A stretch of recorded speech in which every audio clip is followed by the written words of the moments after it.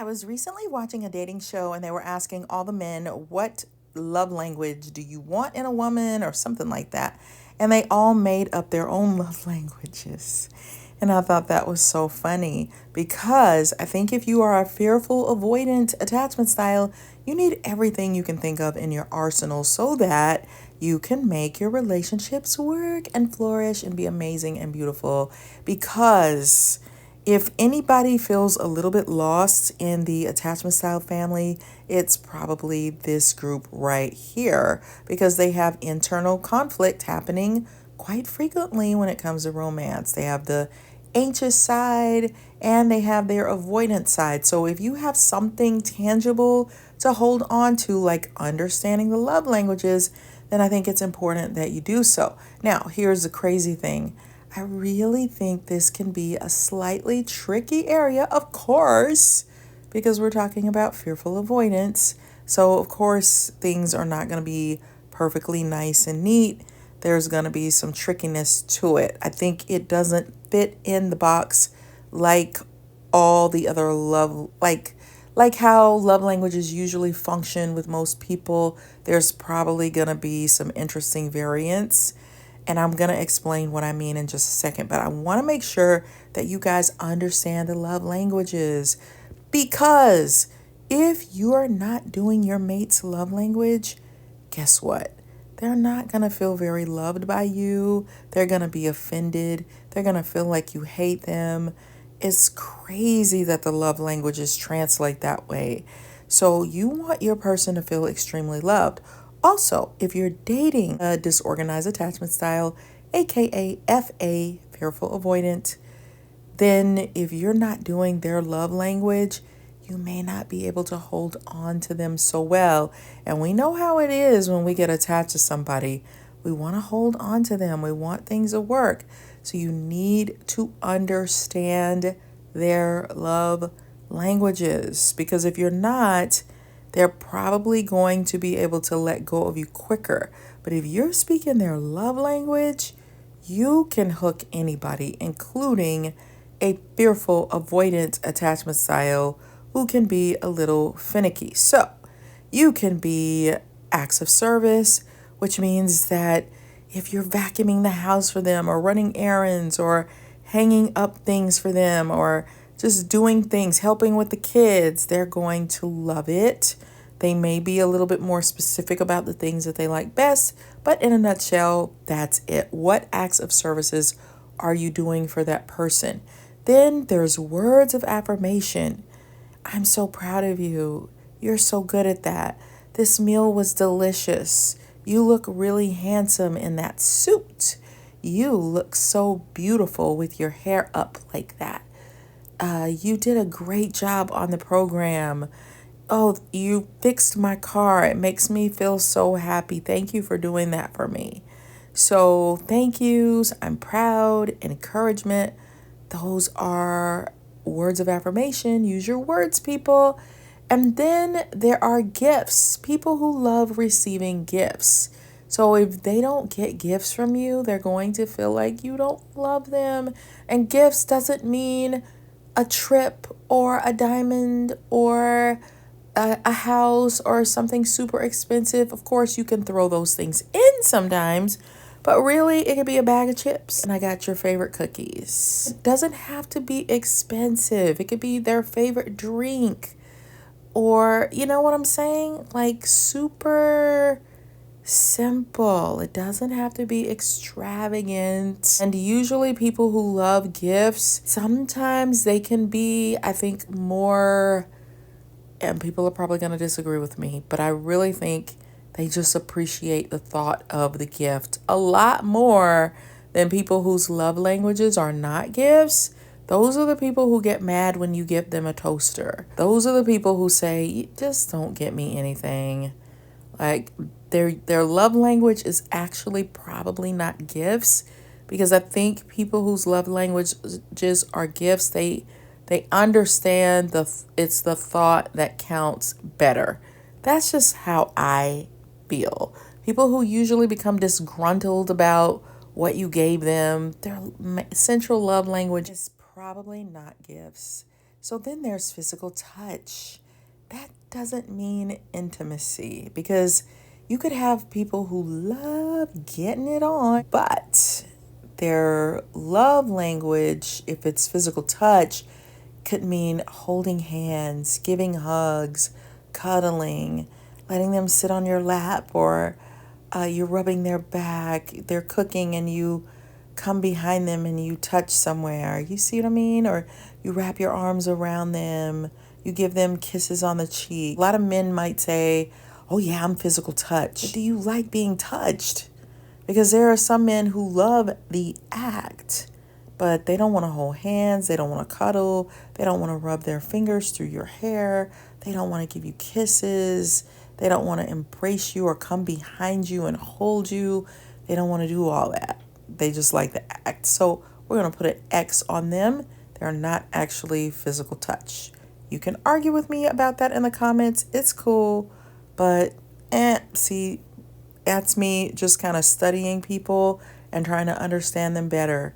So you could also have a woman who might feel a little disgruntled about having to do certain things all the time when it comes to intimacy. But if she likes holding hands, hugging, touching, kissing, embracing, rubbing your shoulders, giving you massages, she's probably actually going to be more tolerant about the actual act than a woman whose love language is not physical touch. That's a little trick as well. That's a little keynote, just a little caviar, a little caveat. And then, am I missing one? I think I am. Quality time. Quality time, of course, means that they like spending time with people. Because in most romantic relationships, they're probably going to want to spend time with you. If they're not quality time, they're probably going to want some space occasionally, like, let me have a little time to myself to get my thoughts together. But when you're in a romantic relationship, you're going to be spending a whole lot of quality time together. Let me front somebody. Please don't get mad. Dismissive avoidance. If you're with a dismissive avoidant, they are probably going to be allergic to you. Get away from me. Don't talk to me. Don't sit next to me. Don't hold my hand. Get away from me. We're not spending no quality time together. We got to watch a movie together. Can you just... I don't want to be with you. Maybe a dismissive avoidant could like quality time when it comes to family members, friends, colleagues, but when it comes to their romantic relationship, that's who they want to spend the least amount of quality time with.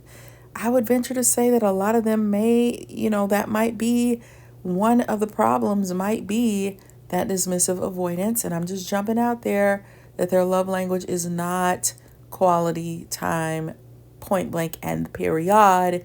And so that's just not their love language. That could be what the main issue is. We need to talk more about that, because that could be the problem solver. But let's skip over that a little bit and just say a quality time person in romantic relationships, of course, they're going to want to spend plenty of time with you, doing things with you. If you don't do that, they're going to feel rejected by you. If you don't want to spend any time with them, that's going to be a problem. But they're probably going to want to go to parties with you. They're probably going to want you to be part of all the parties with them. They're probably going to want to go to different events and social things and birthday parties, and they're going to want you to be there with them, concerts, all that kind of stuff. And if you don't go with them to interact with lots of people, they're probably going to feel unloved. So those are the 5 love languages. It gives you something to hold on to. But wait, I think if you are fearful avoidant, you can have some interesting combinations happening. Most people have one primary love language, and they may have a secondary one, but most people will have either just one of them, or they might have a primary and a secondary. Well, if you are fearful avoidant, you might be spread out even more than that. You might have 3. You might do all the love languages, but hate to receive any of them. But you're doing all of them, but telling everybody, don't do those things for me though. Can I take a moment to confuse you for a little bit? But you guys are not going to be confused because you're very intelligent people. But the point is, I want you to think a little bit deeply about yourself, and I want you to start observing yourself better. Because people who have a disorganized attachment style, or FA, fearful avoidant, you may have a love language that someone does for you that you claim to hate, and it turns you on. I'm going to give you an example. You may not like acts of service. You may not enjoy picking up people's clothes and going over to their house and helping them pack their things. You may not like helping people cut up papers that they need for a project. You may not like that at all. You may prefer to do your own because you kind of struggle with depending on people. So you've learned to be your own acts of service person, or you hate doing these acts of services for yourself. So to have to spend time doing them for someone else, you absolutely hate it. You loathe it, and you don't want to be a hypocrite. So because you hate acts of service, when people go, will you do me a favor? Will you do this for me? And you just cringe. So you do all your acts of services yourself. You try to do your own chores, your own projects, your own things that need to be done. You don't delegate. You don't ask other people to do it. You just handle it your own acts of service. You vacuum your own house. But then something strange happens. Some guy comes along and he starts doing acts of services for you, and you feel very turned on by that. Or you're a guy and you have a woman who's doing all these things, like, I want to do your laundry. Let me fix your plate. I'll cook you dinner. And you feel so turned on by that. But when it comes to reciprocating, you don't like to, because you thought all this time that you hated acts of service. Don't ask me to do any acts of services for you because I don't want to. I don't like physical labor or doing extra things for you with my time. I have a different love language that I can express and make you feel real good about, but just don't ask me to do acts of service because I hate that. But somebody comes along and they start doing that for you, and it turns you on. And the reason why you don't know that it turns you on is because you have avoided asking anyone to do that love language for you, or to expect anyone to do it for you, because you don't want to be a hypocrite and you don't want to use people. But somehow somebody starts doing it for you, and you're like, oh my gosh, I'm not even physically attracted to this person, and yet I'm finding myself very turned on by them. You see how confusing that is? Most people do the love language that they like to receive. The struggle with love languages is people may not like receiving the love language that you're giving them because it doesn't make them feel very loved. And that's just everyone in general. So when you see somebody doing a certain love language, it's usually because it's the love language that they're comfortable with, and it's the one that they enjoy receiving. But that may not be the case with FA. FAs, we're so confusing sometimes, right? So let's say fearful avoidance love language is actually words of affirmation. So they let people know, hey, you did a good job. I'm so proud of you. They let their husband or wife or girlfriend, boyfriend know, good job. You look pretty. I like that dress. I love your outfit. You're so helpful. What you did for me meant a lot to me. So that might be their primary love language, and they're giving it out, and they feel like when somebody says things to me like that, it makes me feel so deeply cared about. They may also have a secondary love language. They might love gifts. They might love receiving gifts, and so they give gifts. They might have a third love language. They might like physical touch. They may love hugs and kisses and holding hands. But they may hate quality time. They may feel like, I don't like spending time with a bunch of people. That makes me nervous. I feel too shy. I feel uncomfortable. I don't know what to do with myself when I'm at parties. So I don't like quality time. But that doesn't mean that they won't like quality time with their soulmate. Because if you don't spend quality time with them, even though they hate quality time in other areas of their lives, they may feel very, very upset. What's odd is they may discover that they have a love language that they don't like doing very much, but they love receiving it so much that even if you don't do one of their primary love languages, they may not care because they're so turned on by the love language that they don't like giving. I'm just saying. I know fearful avoidance can be super confusing, but it kind of starts with a fearful avoidant understanding what they may need. And here's the other crazy part. They may be doing acts of services for people all the time and secretly hating it, loathing it, not liking it at all. And they could mate with someone who, like, for example, one time I dated a guy who said, I'll do whatever you want, but don't do anything for me. So I'll do acts of service for you, but please don't do any for me because I don't like it. Isn't that kind of confusing? However, if you're a fearful avoidant and you have a love language like that you love to receive, but you hate giving, it will work perfectly for you. So I want you to just dig a little deeper today. I want you to notice what gets you going. Look at the love languages that you say you hate or that you because most people, there's a love language that they despise. Please don't buy me gifts. Please don't make me buy you gifts. It creates anxiety, not me. I love gifts. But there have been people that I have met that have said, I don't like gifts and please don't start. So some people, it's an area of anxiousness. They don't like it very much. But what if there's a person who's disorganized attachment style who loves receiving gifts?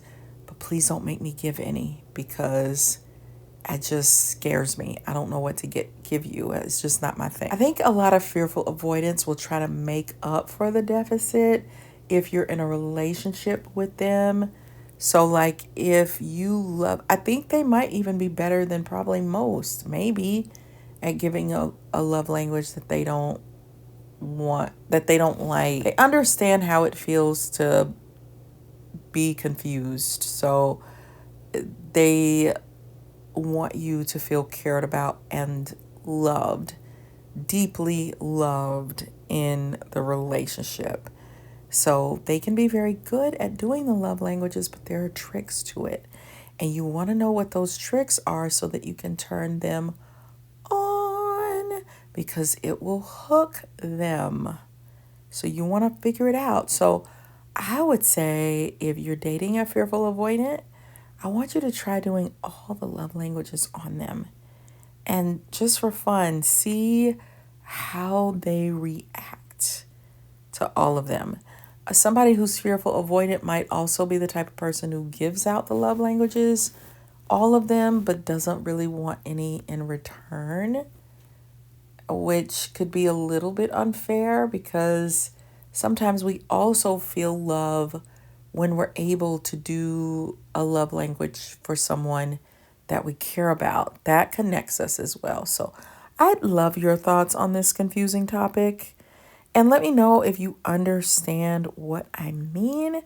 And if you're struggling with your love life, I wrote a book called Flip the Script on Love. And I think it will help you and have some fun chapters. So check it out because we're trying to iron out our love languages if you're dating a narcissist, they are not necessarily fearful avoidant. I would put those in two separate categories. So you need to understand narcissism, because I think this attachment style could get involved with one and be confused. So my book is called The Workplace Narcissist, about workaholic narcissists. It's just they love to be overstimulated. And then finally, what helps me is understanding the 16 Myers-Briggs personality types, because I know which people are very go with the flow, which ones are stern, which ones are very traditional and get aggravated when you break the rules. So you need to know those, because it's going to give you security. It's called From ENFJ with Love, and I think you'll enjoy it. Be sure to subscribe so that you can learn about this stuff with me as I'm learning. And I'll see you lovely, beautiful people on the next video. Bye.